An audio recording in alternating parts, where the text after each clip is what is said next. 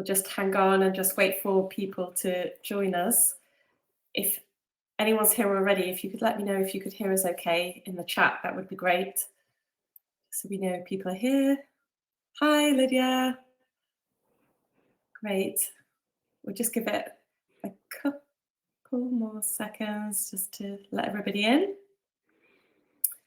Okay, well, thanks for everybody for joining us today. Super excited about this talk today. We are talking all things underfloor heating, and we've got Jo here from New Heat, who's going to be talking through everything she knows. Jo is the new business manager at New Heat, who is the leading supplier or a leading supplier of underfloor heating and heat pumps in the UK. Is that right, Jo? Yeah, absolutely. Spot on. Yep. And we love New Heat basically because they have really good customer service and they're very happy to talk to homeowners. So they're a great person to speak with about sorting out underfloor heating for your project.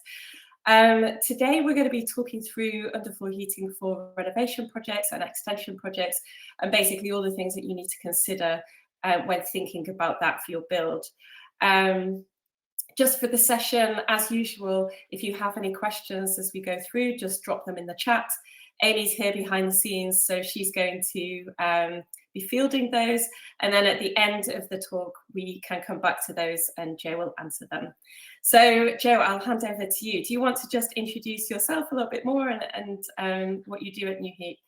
Yeah, thanks, Jane. So hi, everybody. Really, thank you for the invite as well. It's really nice to be here. It's always really great to get a chance to have a chat about underfloor heating.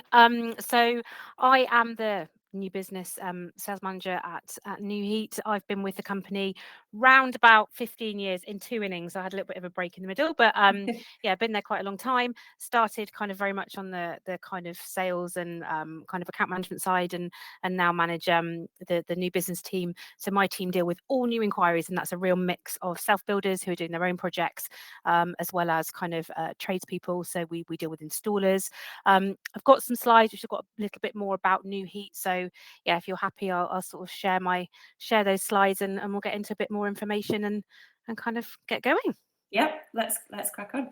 Brilliant. Okay, so I'm hoping everybody can see my screen okay now. So what I'm going to do is talk a little bit about New Heat first. So who we are, what we do. Hopefully some of you have heard of us. And then talk a bit about underfloor heating compared to radiators, because I think it's important to kind of compare the two, and they're heating in quite different ways. So a little bit about that. It says new builds on there, but in that by new build, I'm kind of thinking extension for the type of projects that most of you are probably dealing with. And then a bit about some of the systems that are available now for renovations, which a few years ago just weren't there. So there's really great options now for getting underfloor heating into an existing building, and floor coverings, which is one of the big conversations that we always have with people. And then, as Jane said, some time for some questions at the end. So firstly, a little bit about New Heat. I'm here with my underfloor hat on. But obviously, it's important that you know where I'm coming from, because as a company, actually how we approach the underfloor heating market is quite different to some of the other kind of options that are out there. We've been around for 32 years now. We are very much about kind of warm water underfloor heating. So I'm not really going to talk about electric today. We do small electric systems, but we tend to only be recommending that for a very small single area, like if you were just doing a small bathroom. So I'm very much talking about warm water underfloor heating systems today. The big thing about us is that bespoke system design. I've got a sort of design I can maybe show you at the end if we've got some time, but that's the absolutely key thing, is that it's very much about sort of a full bespoke design, and then we offer lifetime technical support. So we're still supporting systems that went in 30 years ago. Very, very proud to be the only company in our industry with a service mark with distinction from the Institute of Customer Service. And I think that really is what we're all about. So it's about, I kind of say we're a design, supply and support company. But what we can also help you with when it's your own project is getting access to installers around the UK if you haven't got your own installer. But equally, if you've got a great installer, then we can support them and you through the project as well. So that's us. That's great. So let's start on underfloor heating. Obviously, that's what I'm here to talk about. So just to kind of, this first slide, really, I always like this one because it gives you a really good feel for how we're heating a room. So I think the big difference with underfloor heating is that it's heating the room via a kind of sort of a plastic pipe work essentially that's under your floor, with warm water running through it, and that is how we're heating the room. So the heat emitter, we've got the whole of your floor, the whole of your sort of floor as our surface area, in comparison to a radiator, which is a small metal panel on a wall, which is pushing heat into a room and creating these convective currents of air. So with the radiator system, the hottest place in the room is often up by the ceiling. With underfloor heating, because we're a radiant heat source, so really warming up the whole kind of body of the room, it's a much more comfortable way of heating a room. And we actually get quite a lot of people saying to us that they have their temperature set a little bit lower when they've got underfloor heating compared to radiators, because you're not kind of moving that air around and things. Massive thing we're seeing at the moment is, and may well be sort of what some of you are doing, is open plan living as well right now. I think lots of people are creating big open plan kitchen, living, diner type spaces, adding extensions and then opening up into part of sort of the existing area. And in those types of situations, it actually becomes quite difficult as to where you'd even put a radiator, especially if you've got lots of glazing. So you might have bifold doors incorporated into the project and things. And in that situation, having a small place you might be able to put a radiator, it becomes very difficult with where you're going to put furniture and things as well. But you'll also get quite a big temperature differential between where the radiator is and the other side of the room. So underfloor heating is a really well suited sort of heating source to the types of projects that we're seeing people doing at the moment, really. I think it is, a lower temperature system. It's a slower responding system. So there are some things to think about and kind of guidance to go by. But certainly there's so many brilliant kind of sort of options out there, really, that as long as all of the different factors that are going to affect the performance of the system are being factored into the design and so on that's being done for you, you can be really confident that that underfloor heating is a good choice for you. They will run really happily from boilers, run really happily from renewable heat sources, if that's appropriate. We're going to do a different session to talk about renewables, because a heat pump is going to deliver a much lower flow temperature than a traditional boiler. So it's really, really key, if you're thinking about going down the renewables route, that your project is appropriate. So really well insulated, having that sort of fabric first approach. Underfloor heating is typically about 25% more efficient than radiators when run from a boiler, and up to about 45% more efficient when running from renewables. So you are going to sort of see a more efficient system. But there are, as I said, it is going to be a slower responding system. So you've got to think about that. And that brings me on to the sort of control side of things, which I think is really, really important. So the philosophy behind underfloor heating is individually temperature controlled rooms or zones. So the idea is that each room's got its own thermostat in it. And does mean you can have sort of rooms running at different time periods if you like to. So if you've got guest bedrooms, you don't use that often, for example. The thermostat in there is going to act as if we're running from a boiler, that's going to act as your call for heat. So you'll still program them typically as you would do your radiator system. So you might have your main on and off periods, mornings and evenings, you want it at a certain temperature.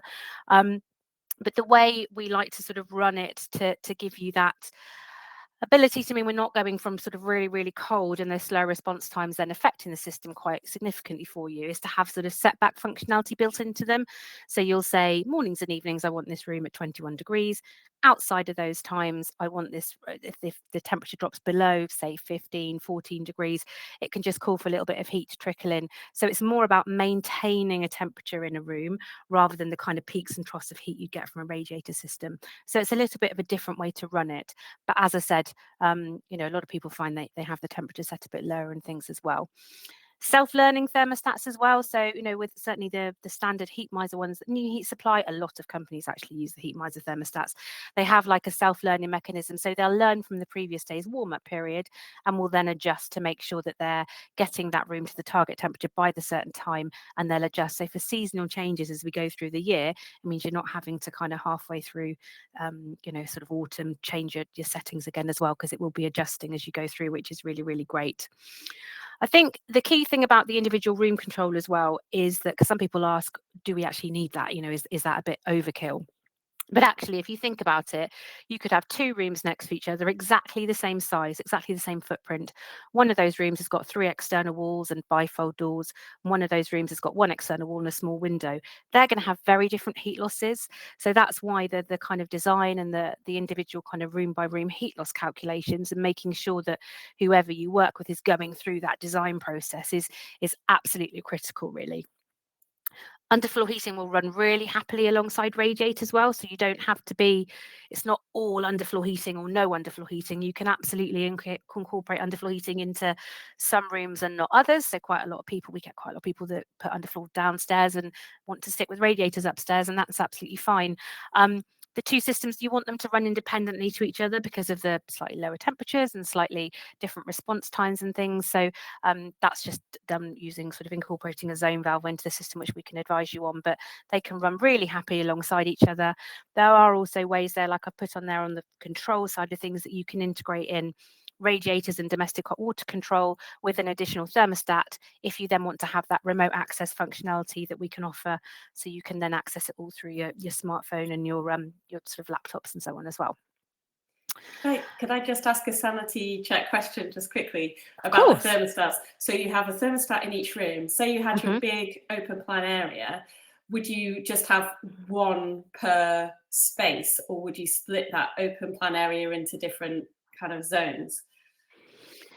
You would typically have one per space. So we would normally say one room is one airspace, if you like. So Yeah. one zone. Obviously, if we start getting to kind of, the whole of the ground floor of a large house being open plan, which does happen, then it might make sense to zone it a little bit. But what you wouldn't want is a room where, and this is one of the reasons it's really important to have the same floor construction for the underfloor heating throughout a whole room, because different systems will react and perform a little bit differently. So you wouldn't really want one room to have two thermostats in, because they can kind of battle against each other a little bit, because they'll both be trying to do their thing. So typically one room is one zone. That's kind of generally the rule. And it's another reason as well we wouldn't tend to link lots of rooms. And people will say, well, I don't want control on my ground floor, but there's 4 or 5 rooms in there. And our recommendation there would be that actually, where do you put that controller? Because that's going to be controlling all the rooms. We'll sometimes link, say, a small utility for a kitchen or a downstairs WC to a small hallway. So we can sometimes link a couple of zones together, but you wouldn't. But the best way to do it and the best way to control it for your comfort more than anything is one room, one zone, one thermostat sort of thing. So Okay, that's helpful. does Thank that you. answer your question? Yes. Perfect. Okay, right. So moving on. So I have got, it says new build here, but this is just really looking at some of the kind of traditional sort of underfloor heating systems. I think this is the most common one. And a few years ago, this is one of your only options, really. And this is actually embedding the underfloor heating within the screed. So whatever system you've got, the warm water running through the pipework needs to be heating something up. So in this particular one, this is the most sort of traditional way. Everybody has a screeded system. Essentially, this is incorporated into a new build. So if you're adding an extension and it's a standalone new room, so a conservatory or kind of standalone new rooms on your ground floor, this is going to be the best way, most efficient and cost-effective way of doing it. Also gives you a really nice kind of thermal mass, because you're looking at that underfloor embedded in about a 65mm screed. So essentially, with this particular system, you're looking at your concrete slab, insulation sat on top of that to comply with building regulations. The underfloor heating sits on top of that, held in a track system, and then that's embedded within your sand and cement screed or pumped liquid self-leveling screed, whichever sort of route you want to go down. Really nicely sort of fits into that build schedule, and you'll be putting a screed down anyway. So essentially what we're doing is just incorporating the underfloor heating pipework into something that you're already doing. So really nice traditional way of doing it. First floor is a bit of a myth, really. I think a lot of people are still quite surprised that you can put underfloor heating in between, sort of in a joisted first floor situation. So we get lots of people that didn't know they could do that. They think they're limited to underfloor just going in the kind of ground floor screed type scenario. But there are some great ways of putting underfloor heating on a first floor. This is one of them. So this is sort of a preformed aluminium tray that attaches to the underside of the decking above from below. So that metal tray is what we're warming up with the warm water running through the pipework. This particular system is really, it's a slightly lower heat output because of kind of how we're heating. So it's best suited to new build first floor sort of rooms. We wouldn't tend to use this in a renovation. If you had, for example, people see this and think, oh, I've got a Victorian house with access from the basement below. We wouldn't tend to use that because we would have real concerns about getting the performance there.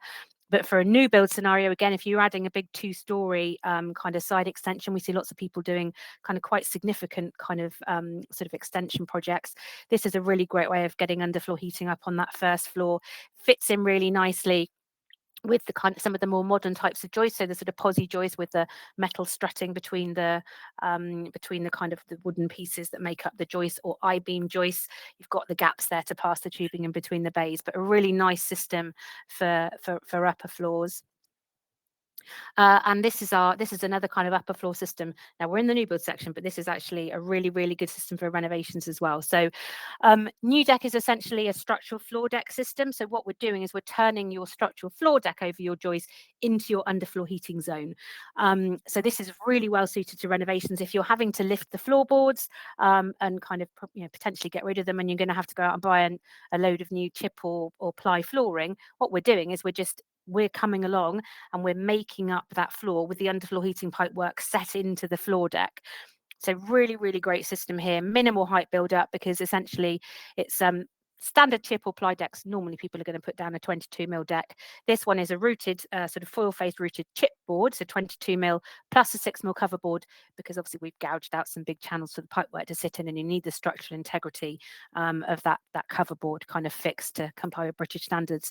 But really, really great system here for really great system for upper floors, over joists, and renovations, ground floors joisted, and first floors joisted. So really, really brilliant system there for both renovations and new builds. Now, renovation wise, I've gone ahead of myself. As I was saying, a few years ago, it was quite difficult to put underfloor heating into a renovation without potentially having to dig up your floor, or allow for quite a big kind of height build up over an existing floor. So New Heat were real kind of trailblazers in kind of bringing out some kind of retrofit systems. And there's lots of other companies on the market that have some really great low profile systems as well. What it's meant is that renovation projects where previously they might have had to rule out underfloor heating can actually now incorporate it.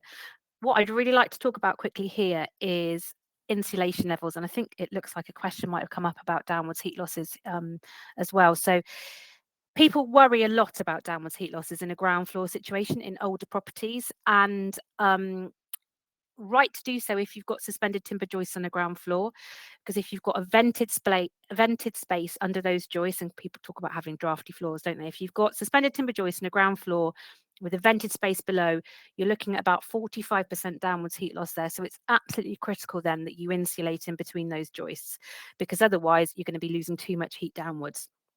It's slightly different though if you've got a solid concrete floor, even if that's uninsulated, and we're going down to ground, because the ground temperature below sits around about 12 degrees kind of year round. So that's a fairly static kind of ground temperature. The downwards heat loss in that situation is actually on average about 6%. So in that scenario, we can go directly over the top of that sort of solid floor with a high performing, responsive, low profile system, and kind of swallow those slight downwards heat losses, because we're still going to get a really good performance. In those scenarios, we're going to be more concerned about understanding the heat losses from the envelope of the building, so the walls, the loft, and the glazing as well.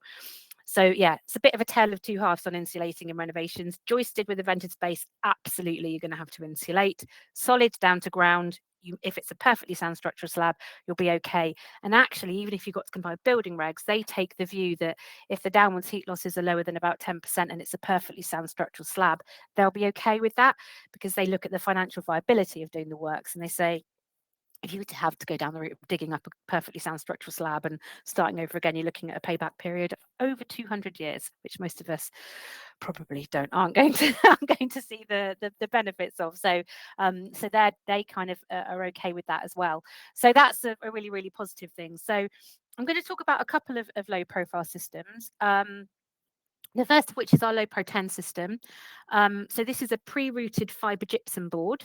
And this is a 15mm thick system. So really, really thin system. That is about the size, if I had a 5p piece and was holding that kind of circle facing you, that's the kind of thickness that we're looking at. So really, really thin build up.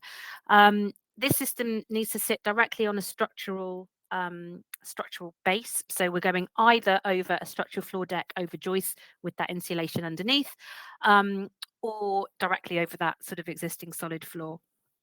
It's really, really great kind of low profile system. But it in itself isn't structural. And the same with actually the other one I'm going to talk about, our low pro max system. They can't sit directly on a layer of insulation because they aren't structural in themselves. So we do get quite a lot of people, they're like, well, I want to put some insulation down. So we need to have an insulation board with a compressive strength higher than 200 kPa. So the only thing you could potentially use if you want to get some insulation down without having to put insulation, then structural floor deck, then low pro, which then starts to add that build up to your floor, is something like a tile backer board type product. So there are some great tile backer board products out there, which some of you may have seen, that have kind of, they're sort of a very, very dense insulative board. And then they look like they've got like somebody's painted on a sort of a thin layer of concrete on either side. And that does have that compressive strength to be able for us to go over the top of that. So that is one way. If you're absolutely adamant and you've got the height build up available to put a bit of insulation down, then that's the kind of route to go down. So that was our low pro 10, and the other one is our low pro max system. So this is slightly thicker build up. So this is 22 millimeters compared to the 15 for the low pro 10. This is a castellated panel. So it's a preformed castellated panel that goes down across your floor, holds the pipework, and then it's a latex leveling compound that's poured over it. You'll have seen on the low pro 10, it shows a little bit of the castellated panel on that as well, because that's, the boards have got pre-routed channels, but around the edges of the rooms and the runs back to the manifold unit, you will typically need to have a bit of castellated panel, which you just then fill up with that leveling compound to accommodate those extra pipe runs. Now, the leveling compound, really quick install as well, actually, because with the leveling compound there, you can walk on it after about 8 hours, and it's fully cured after 72 hours. So, you know, in only 72 hours after you've put this system down, you're going to be able to start putting floor finishes and kind of fitted furniture and things in. Slightly different in a more traditional kind of screeded system. You need to allow about 1 millimetre a day drying time then, and we're talking about sort of a 65 millimetre screed for a traditional sand cement screed. So you can see that's a much longer kind of time, but as I said, that's normally going to be already been factored into the build schedule. So we're just kind of coming into that. But big difference between the low pro 10 and low pro max. The one reason we'd kind of potentially go more towards one than the other is the low pro max is a slightly higher responding system, quicker response time, and higher heat output. So we actually get similar warm-up times to a radiator system with the low pro max. It's a really quick responding system. So this would be our go-to in renovations which aren't so well insulated, where, you know, you can't do something to the walls, or, you know, you've got something that's stopping you. Sometimes listed buildings, for example, obviously restrict actually what you can practically do from an insulation point of view. So the low pro max is a slightly better performing system. It would also tend to be the one we'd go for if you were looking at renewables as a heat source, because that's going to be delivering a slightly lower flow temperature than a traditional boiler. So that would tend to be our go-to with the low pro max in that one. But so that's your kind of floor retrofit ones.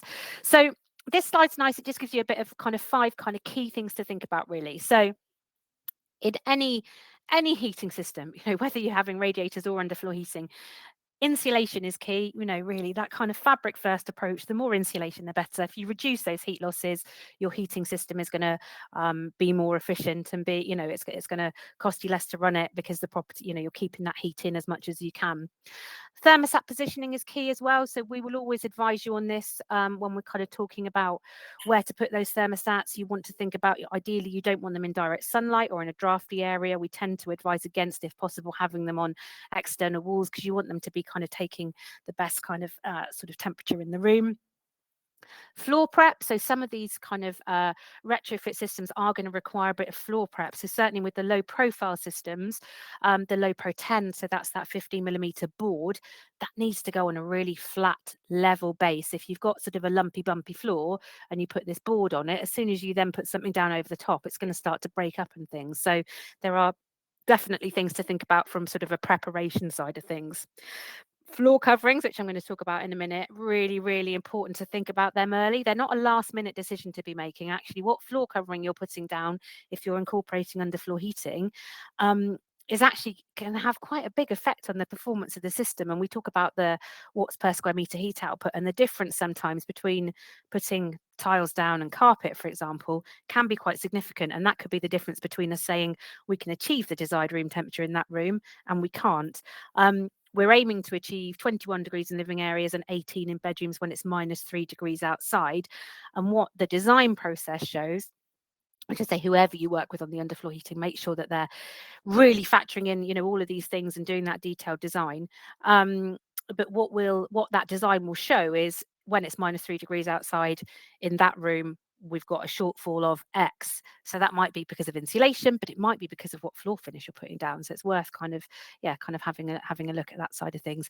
Manifold locations as well. So as I said, I've got a design I can show you in a minute, but thinking about where you're going to put that manifold, because I think it's not just a case of, yeah, I want underfloor heating in this room up here, this one down here, and this one here. Because actually then it's okay, that's fine.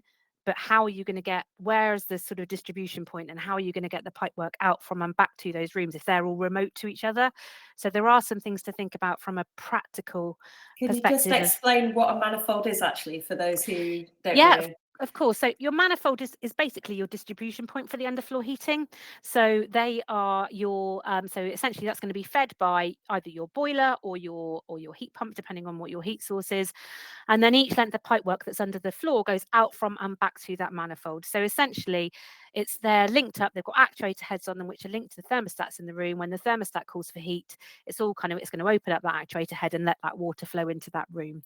So essentially, it's your distribution kind of central hub, if you like, for the underfloor heating system. So you really want them as central as possible to the zones that they're feeding. So you wouldn't want it in a top far corner, for example, because typically the pipework, as you can see in this picture, is going to be passing through doorways and things, and you'd get a lot of congestion if you had that sited in a far corner. So really, you want them as central as possible to the zones that they're feeding. Depending on the size of the property and the rooms and things, there's obviously limits. So we do up to a 12 port manifold, and there are kind of limitations on the area they can cover. So if you've got a really large house, you might need 2 manifolds on your ground floor, but we would talk you through all of that as we go, and that would all be kind of detailed as part of the design process and everything for you.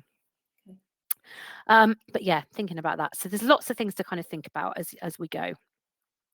Floor coverings, right? We're nearly at the end of the slides, and I will share a design just to show you as well, because it's good to see that one, isn't it? I think, Jane, but we can pick that up. So one of the kind of, I think this is a bit of a myth as well. You know, you can use carpets with underfloor heating. I think lots of people think they have to rule carpets out completely, and it makes them think they can't put underfloor heating because they want their carpets. You can use carpets, but you've got to be mindful with carpets. So on a sliding scale, a natural stone or tile is always going to be the best thing to use with underfloor heating. You can use woods, you can use vinyls, you can use carpets, but with carpets, no big, thick, deep carpets, because that is going to start to act as an insulating layer and hinder that heat getting through. So carpets actually have a TOG rating. So what you want is a low combined TOG rating for the carpet and underlay. Typically 2.5 if we're running from a boiler, or 1.5 if we're running from a heat pump. But again, we can have these conversations with you as you go. Similarly, some floor coverings are actually classed as kind of sensitive floor coverings. So British standards allow us to take the floor temperature up to 29 degrees if we need to. However, some floor coverings require that we limit that to 27, so we're not going to damage that flooring. So engineered board is one. LVT, sort of luxury vinyl tile type finishes are another. They're classed as sensitive. So with those particular floor coverings, which is why at the design stage we'll ask you what floor finishes you're using in each of the rooms, with those floor coverings, as well as the room thermostat, we'd also have a floor sensor wired in, so we can just keep an eye on the floor temperature as well. And that would all kind of be taken care of as part of that design process as we go through it. But pretty much most floor coverings are going to be fine. There's just a bit of kind of guidance around some of them for you.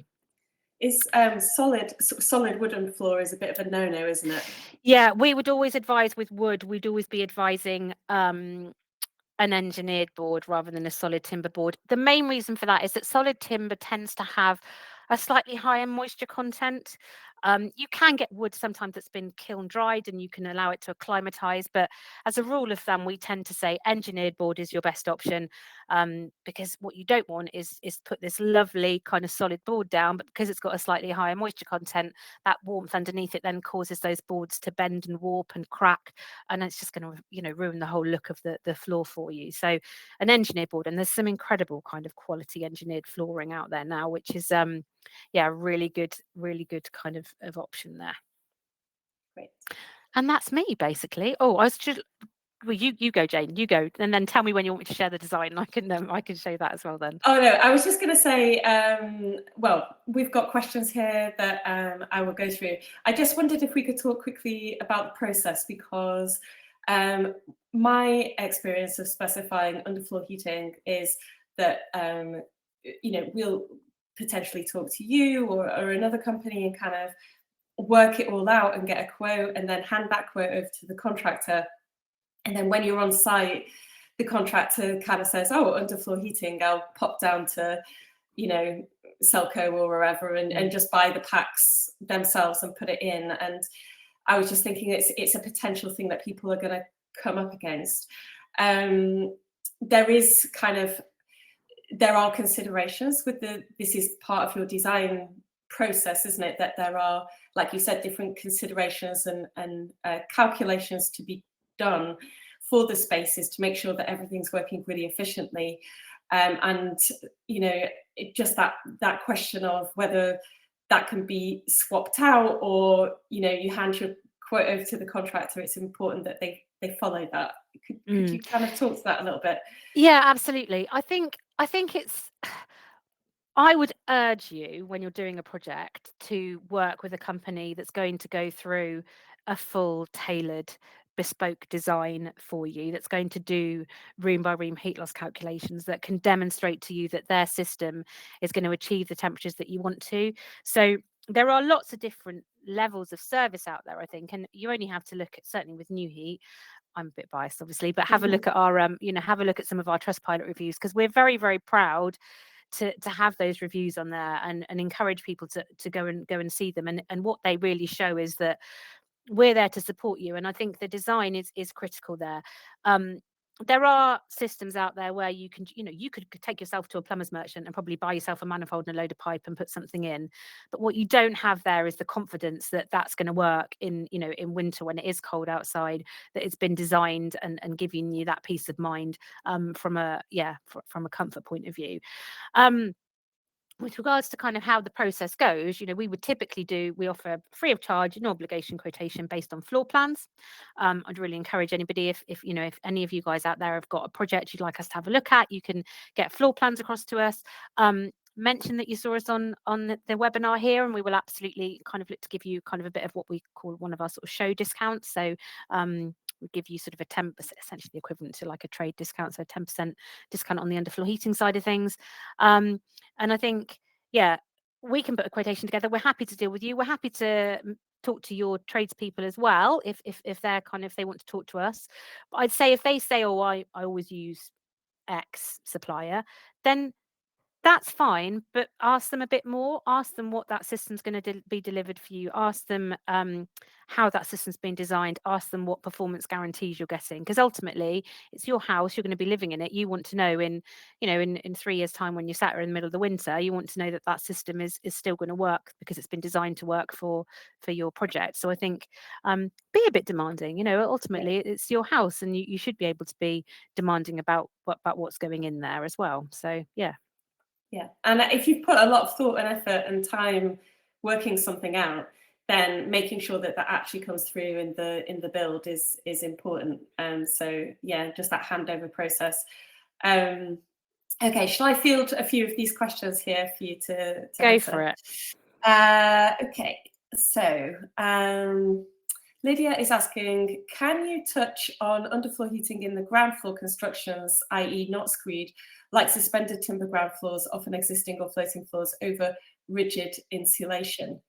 And then also she has said on top of that, and where we might insulate between existing joists to try and minimize height. I think you did touch on that a bit, didn't you? So yeah, I think the first bit mentioned about going over a rigid insulation board, didn't it? Maybe without a screed. So there are other systems. As I said, our low profile systems can't go directly over something like a polyurethane board, like a Celotex or Kingspan type board. You can't go directly over that because that's not got that compressive strength that I mentioned. So in those scenarios with the low pro system, you need to put a structural deck down first, then the low pro. There are some kind of diffuser panel type systems which we offer as well, and lots of other companies do, where it's like a polystyrene sort of tray that can go over insulation with like a diffuser plate, so sort of typically a galvanized steel sort of diffuser plate that the pipework sits in a channel.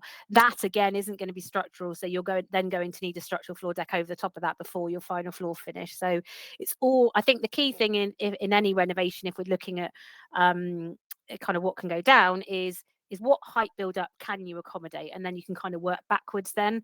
That's a good way to do it. If you're wanting to get some insulation in, it's kind of, yeah, work backwards and do it that way. Great, thank you. I think this might be a good question to share the drawings that you had. It says, how many manifold ports are needed for each zone, just to have a rule of thumb for sizing, and roughly what are the dimensions of a manifold?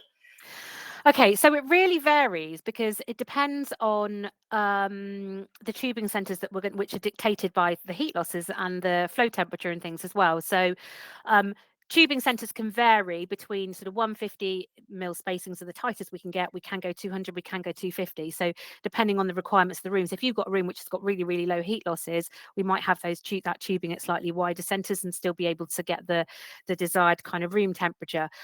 Let me show you a design so you can kind of see what one looks like. I'm hoping this is going to work. We did try it earlier, Jane, didn't we? So hopefully it will work. Right, can you see that? Not yet, but it did take a second to come up last time. There we go. There we go. So this is just a sample sort of tubing layout diagram, just to give you an idea. The different colours are essentially different coils of pipe. So if you look at that that kind of playroom area, so in sort of up in this corner here, that's got 2 coils of pipe in. The therapy room there has just got the one. The study's got one. The kitchen family area, you've got multiple coils of pipe there. So it's very much dependent on the tubing centres that are required for the room. So it will vary. Some will have 2, some will have 1, some will have multiple coils of pipe. But again, we would advise you on all of that. Now, with regards to the manifold dimensions, could you show us the picture of the manifold? Because I guess people might not know what that. There was one on the drawing. If you go up in yeah, your if I scroll up. So that's kind of what a manifold would look like. So you've got your flow and return coming in. These are the actuator heads that I mentioned on there, which are linked up to the kind of manifold ports. But if you've got one room that's got multiple coils of pipe, these would be sort of linked together from a control point of view. But again, we take care of all of that as part of that design process. But the dimensions of these, do you know what? I can't, off the top of my head, I can't think of the dimensions of the kind of width of them. We do up to a 12 port, which is a large one like that one there. So they do get, yeah. But what I can do is I can get to you, Jane. I can get you kind of some dimensions to give you that, Yeah. so we can kind of share that out. But they they're go not on a wall, don't they? And they have to be have to be a little bit off the floor to allow the pipes to kind of curl down. Absolutely. And they are, but they're not huge. They're not huge industrial things. They're designed to incorporate into a domestic house. They will quite happily sit in a cupboard. In a standard kind of house, this is obviously a very, very large project, but in a traditional kind of house, we'd quite often see them put in the cupboard under the stairs, or in an airing cupboard type space on a first floor. So yeah, they're generally really easy to sort of incorporate into a building, and we will, manifold location and where you'd prefer to put that is all something that we'll discuss with you at the design stage. We'll ask you. Sometimes people will be like, well, I've got congestion going through the walls, through the doors here, but I can go through this wall because it's a stud wall. So we can kind of look at all of that and factor it all in as part of that design process. Okay. Right, Thank you. stop. I'm going That's to all whisk right. through. We've got lots of questions. So Sarah's asking, is concrete suitable, or even a raw screed as a covering? Yeah, absolutely. So quite often people want to do like a polished concrete, so you can incorporate the underfloor heating into the concrete if you're then going to polish it up. There's some really nice, like really thin resin toppers as well you can get that will work really nicely over underfloor heating. And the nice thing about those is as well, they're not kind of an extra layer that heat's got to get through. So it's going to really support the kind of performance of the system. So yeah, ideal. Great. And again from Sarah, have you ever come across a situation with dual heating system, air pump and underfloor heating on renovated, extended and thus insulated ground floor? have you ever gone with the dual heats as I airport? see, like a hybrid system, so kind of Right, essentially keeping a boiler doing the existing right. property and then a heat pump in the new build. Yes. It is possible. We would part of the issue with that, I mean, we're going to talk about heat pumps in a separate session, but you wouldn't be eligible for the boiler upgrade scheme because, and we want to be as much as possible compliant with the MCS scheme, which the microgeneration certification scheme requires that the heat pump is providing the full heating and hot water load for a property. Um, if you go down the route of having a heat pump doing a bit of your house and a boiler doing a bit, it's going to be very kind of not that efficient and quite quite costly, I think, to run because you're essentially running two different heat sources. The best bet really would be, if possible, to kind of bring the existing parts of the property up to sort of being well insulated. And whether if you stick with rads, but you want to put some oversized rads in to run from that lower temperature from the heat pump, and you'd then be eligible for the boiler upgrade scheme as well, which is, the big kind of benefit that the government are pushing at the moment, which is £7,500 towards the cost of a heat pump, air source or ground source. So um, it can be done, this type of system, but it wouldn't comply with MCS. It wouldn't tend to be something we'd get involved in at New Heat, basically. But Okay. Yeah. So what you're saying is, I guess she's saying she doesn't want to touch the upper floors, so to keep that, but to do something new where it's highly insulated. But I guess this concept of, because it's running at a lower temperature, you could run your radiators upstairs off the heat pump, but they wouldn't be putting out as much heat. yeah, So you'd need to you look at could, either oversized radiators, so yeah, larger surface area, or look at high performance radiators that have been designed to work with the lower temperatures from a heat yeah. pump. So We'll you talk could, we'll talk more about in the next one. yeah. So you could oversize upstairs without changing everything and just have that as a halfway kind of house. Yeah. Yeah, but ideally you probably don't want to have a boiler and a heat pump. No. I would say go one or the other. Great. Joe says, oh no, Emily says that you mentioned that some people opt for underfloor heating downstairs and radiators upstairs, wondering why this is. Personal choice, really. I think more than anything, some people like to still have radiators to kind of hang stuff on them and things. We hear that quite a lot. Also, I think sometimes it is a cost thing because underfloor heating is going to be a bit more expensive than radiators, especially if it's a renovation and those radiators are already there. So sometimes people are like, well, actually, the bit I'm most bothered about is is the living areas, the living space. So let's put some underfloor in there and keep radiators. So it's very much personal choice. I would say we probably see more of that in renovations than we do in new builds. New builds, people are more likely to just go underfloor heating throughout because it's as you're kind of doing the build in the first place. But really, again, we're very much like it's your house. If you want to keep those radiators, that's absolutely fine, and the two systems can run quite happily alongside each other. So yeah, Right. up to you. Okay, next one. How does underfloor work with encaustic tiles, performance-wise? So encaustic Well, tiles are cement-based tiles. oh, Um, okay. Yeah, I mean, anything like that, anything kind of cement based, or essentially that's kind of add to the thermal mass of the system. So I think performance wise, you'd get a real benefit there. We actually have some systems where we talk about replacing, to boost the performance, actually replacing a sort of structural floor deck with like a cement type board, as a sort of a structural cement board. So, and that's going to boost the performance because it's giving you that thermal mass that the warm water is going to sort of heat up. So I think yeah, there'd definitely yeah. be a benefit in the performance with those types of tiles. Yeah, Yes. they're quite thick, but that's just like you said, adding to that, they're going to hold the It's heat. adding to that thermal mass. I Yeah, mean, the thicker you get, obviously, we've had systems where people sometimes want to set sort of big flagstones into a screed, for example, and what we've got to think about is once that depth starts getting too much. I mean, typically with a sand cement screed, we'd be saying sort of about 65 millimeters is optimum. If somebody's then looking at putting like 100 mil thick flagstone tile on top of that, yeah, that's going to massively sort of increase that overall depth. So what that's going to do is slow the response time down with the system. But mhm, then again, that's where the controls come in and that setback functionality and this kind of maintaining a temperature rather than, heating up from cold. Heating up a screed from cold, you're probably looking at about 8 hours. So you don't want to have to do that because it's just not efficient. yeah. So it's why that control is really important. Okay, great. How long will all the parts last, and will we have to rip up the floor in 20 to 30 years' time to maintain or Yeah, renew no, the you system? shouldn't do. I mean, underfloor heat, it's a funny thing because even though it's been around a very long time now, I mean, we started in 1992. I think people still have this fear about having warm water, like pipe work all under their floor. The pipe work is probably the bit people worry the most about and need to worry the least about because it is, it's we use a 5-layer, it's an industry standard pipe really. So it's a 5-layer PERT pipe. It has an inbuilt oxygen barrier to prevent any oxygen getting into the system. It's a sealed pressurized system, so there's no fresh water going in to kind of potentially cause blockages if you're in a hard water area, for example. When you first fill it, you fill it with an inhibitor, so that will neutralize the water. And then when you're doing your kind of annual boiler service checks, you want to check that inhibitor level. The pipe work we supply comes with a life expectancy in excess of 50 years. It actually comes with a 50-year guarantee, the pipe work that we supply, which is 10 years of which is insurance backed. So it's yeah, you shouldn't need to sort of rip things out. Other parts have kind of standard kind of warranty and guarantee on them. We use heat miser thermostats, velo pumps, kind of main kind of recognized brand names of kind of bits and bobs.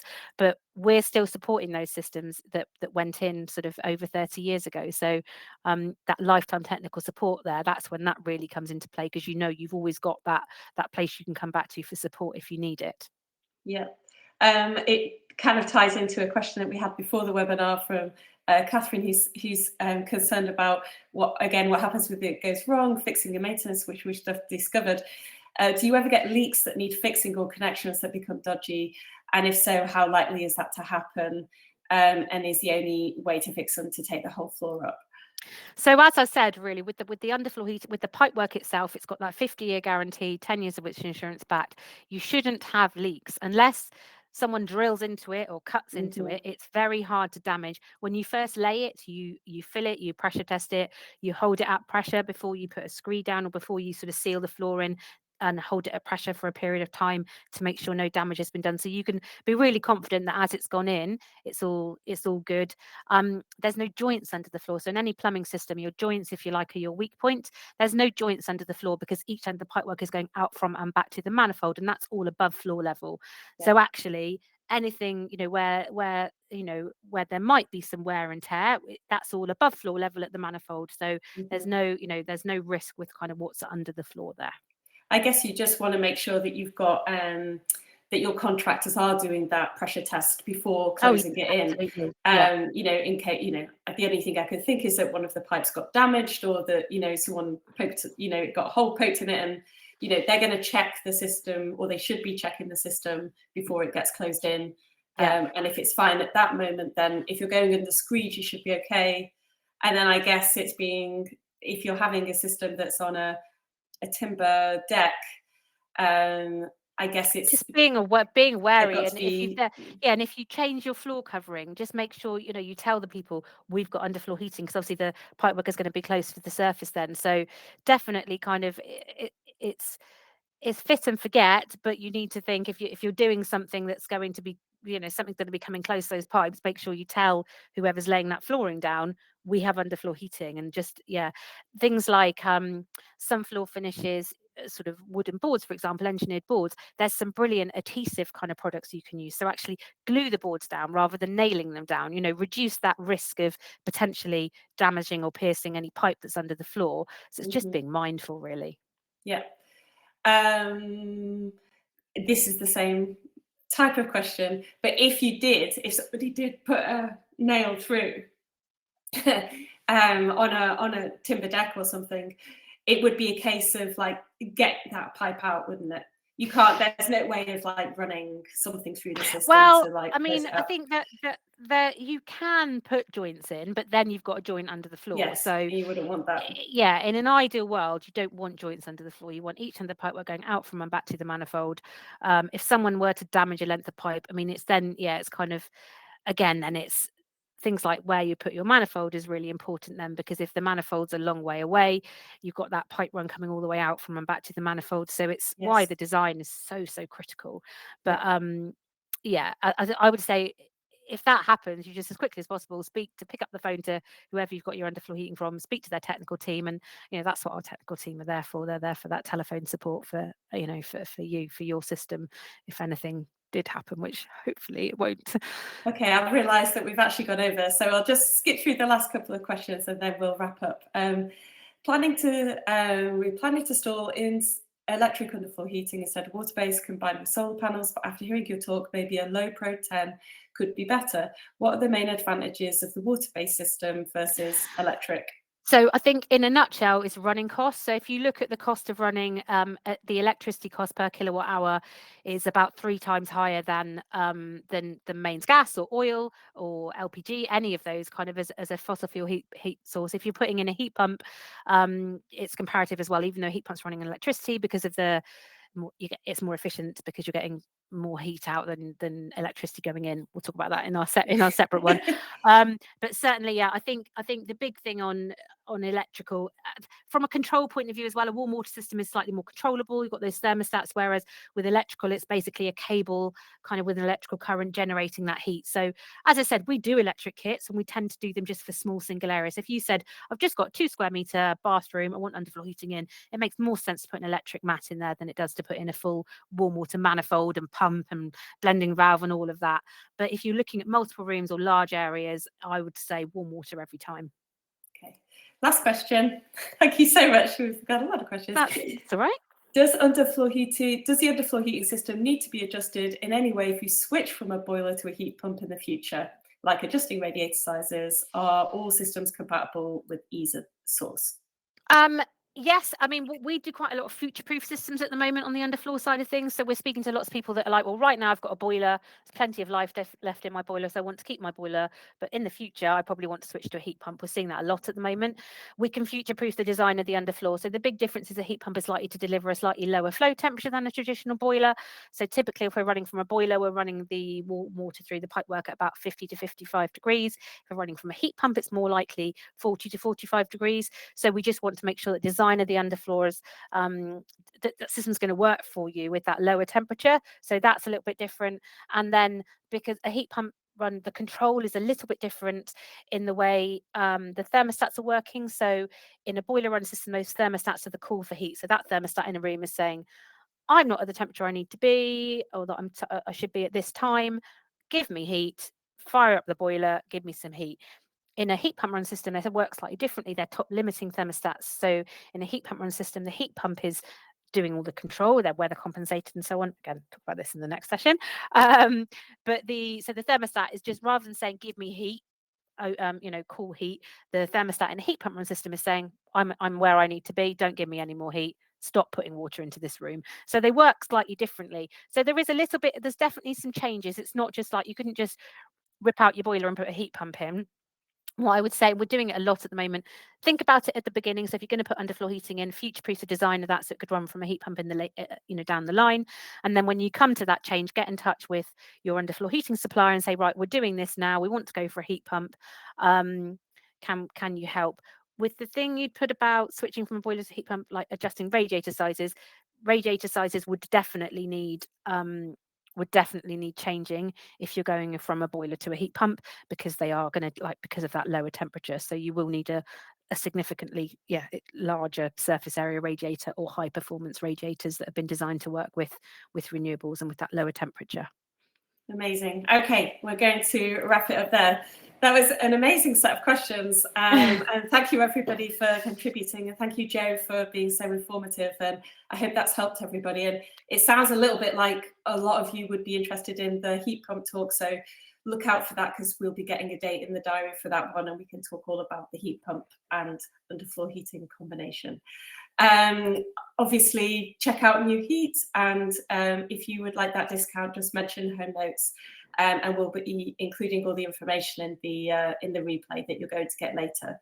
So thank you for joining us, and thank you so much, Joe. That was great. You're really welcome. I hope it's been useful to you all, and do get in touch if we can help with your projects. I've got a great team back in the office, so they'd be really keen to have a chat to you. So get in touch and mention HomeNotes. Yeah, thank you so much. Okay, thanks everybody. Have a good rest of your day. Bye. Bye.